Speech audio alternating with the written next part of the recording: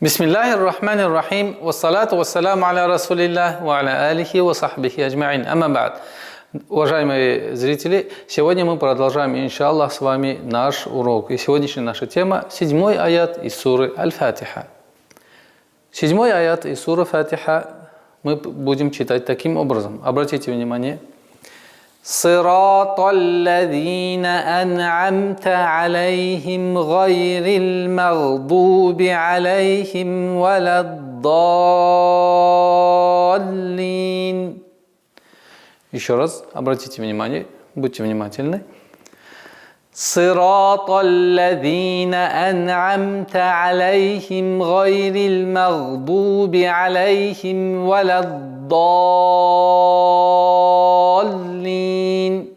По тому чтению, которым мы с вами учим правильное произношение суры Фатиха, это чтение хафс от Асима по пути аш-Шатибия.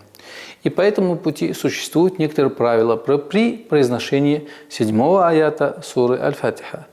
Сейчас, иншаллах, мы с вами проработаем, как правильно произносить в целости этот аят, а потом, иншаллах, я напомню на самые распространенные ошибки, чтобы мы с вами избежали этих ошибок при чтении суры Аль-Фатиха.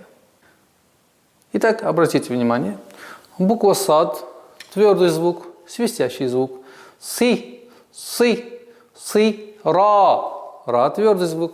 У нас ударение в размере двух огласовок, естественно, удлинение. Сирата.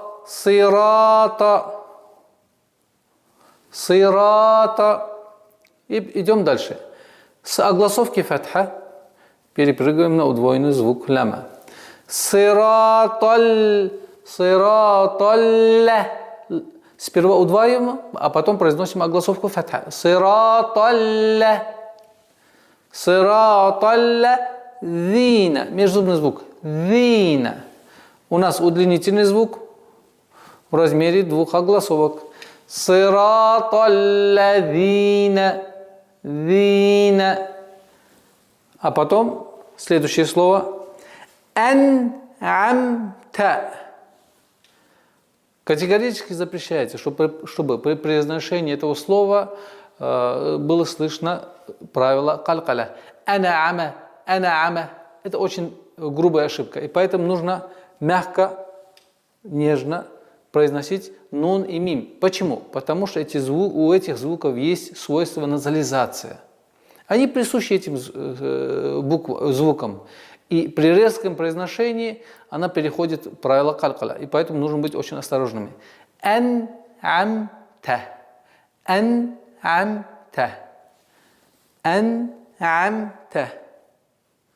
Нужно обращать внимание на эту огласовку та, чтобы не было произношения ту, ан'амту, которое очень грубо меняет смысл этого слова и в контексте всего аята. Итак, 3 слова. Сираталлазина ан'амта. Идем дальше. Айн. Алейхим. Айн мягкий звук. Нет. Аля. Алейхим. И нужно обратить внимание, чтобы при произношении фатха не было звук Это ошибочное произношение. Але. А нужно аля. Алейхим. Итак, 4 слова. Сираталлазина ан'амта алейхим. Идем дальше. Звук гайн. Гайн твердый звук. Гай. Риль. Перепрыгиваем с огласовки на лям, потому что это здесь лунное произношение, лунный звук мим. Гай. Риль. Мим. Мим мягкий звук. Нельзя произносить звук мим как твердый ма. Во всем арабском языке и в кораническом контексте звук мим не произносится как ма. Она всегда должна произноситься мягко. Гайн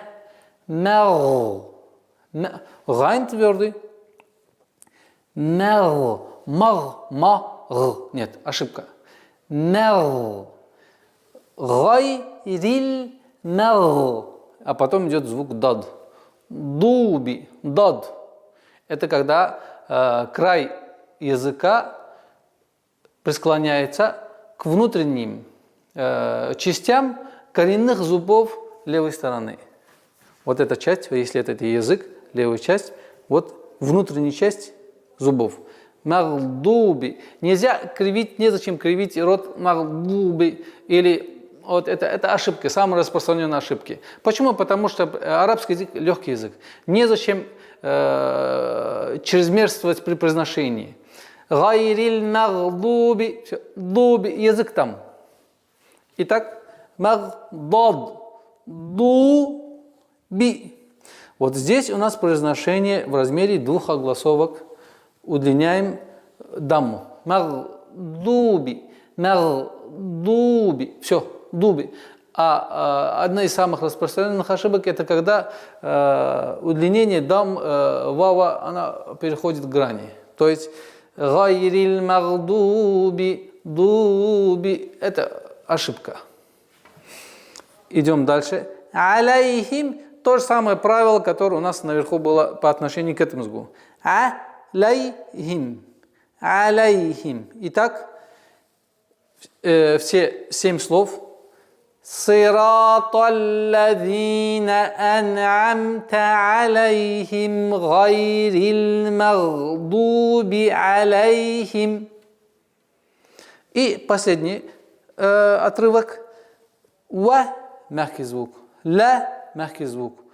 Вот это удлинительный алиф при слитном чтении у нас аннулируется. Здесь солнечный звук, а здесь естественное удлинение. Правило гласит, правило таджвида гласит, естественное удлинение при слитном чтении всегда аннулируется.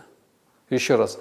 Естественное удлинение при слитном чтении всегда аннулируется. То есть, если естественное удлинение в конце слова и при слитном чтении со следующим словом, это удлинение всегда аннулируется. То есть нельзя читать таким образом.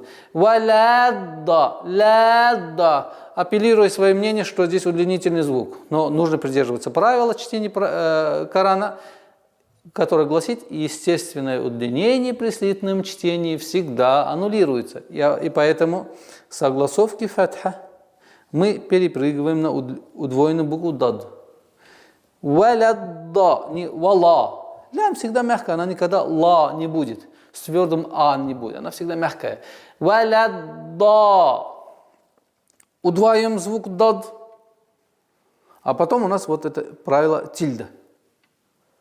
Это правило, которое гласит, если в одном слове после удлинительного звука встречается удвоенный знак, нужно в размере 6 огласовок обязательно удлинять. И она звучит таким образом. Валяддаллин.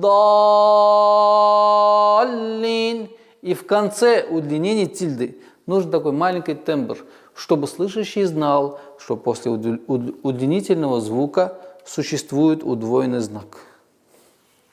Итак, валяддаллин. Удваиваем, а потом огласовку кесра и останавливаемся. При остановке у нас аннулируется фатха, переходит в сукун, а удлинение у нас переходит 3 варианта у нас.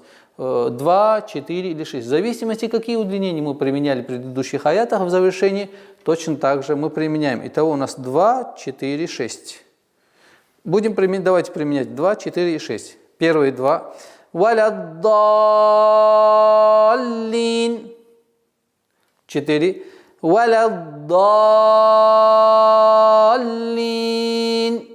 И 6. Когда вот это тильда, обязательно удлинение, будет равняться в удлинении при остановке. Валяддаллин. А сейчас хотелось бы, как я уже в начале урока говорил, напомнить некоторые правила, которые самые распространенные правила, к большому сожалению. Это правило подчиняется нашему чтению, которое мы с вами читаем. Как я уже сказал, наше чтение хафс от аасма по пути аш-Шатибия, которое передается нам от пророка, алейхиссалям, до нашего времени, и до судного времени будет это продолжаться. И поэтому правило гласит, по нашему чтению, которое мы с вами читаем, сура Фатиха состоит из 7 аятов. Сирата алладина ан'амта алейхим. Остановка на этом месте в нашем чтении разрешается, но запрещается продолжение гайрил магдуби алейхим, потому что смысл, полноценность смысла аята меняется.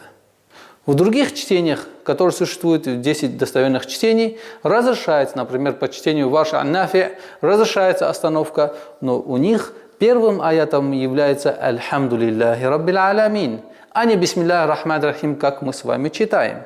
И поэтому, так как это является чисто сугубо научная сторона